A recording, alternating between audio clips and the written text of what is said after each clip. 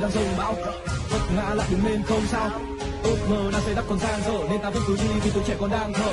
Tuổi trẻ đời người có bao nhiêu, chỉ có 20 năm lấy đâu ra mà nhiều. Vì cuộc đời ta sống chẳng đầy đủ và luôn thiếu, phải tự lập từ bé vì chẳng được ai nuông chiều. Ta đi để chết, ta là ai trong cuộc đời, chỉ có thắng hay thua cũng chỉ là trong cuộc chơi. Có những bài hát nghe chỉ muốn người ta cuộc đời để nhận thức lớn rồi nên là bài thích cuộc tôi. Điều cuộc ta nói buồn đâu nào còn chẳng tan, thì ta vẫn cứ gốc dù có mưa hay nắng hạn. Với trời đông giá rét hai đôi khi có băng tan và bất kể ngày đêm mình đứng lên hay chẳng sao.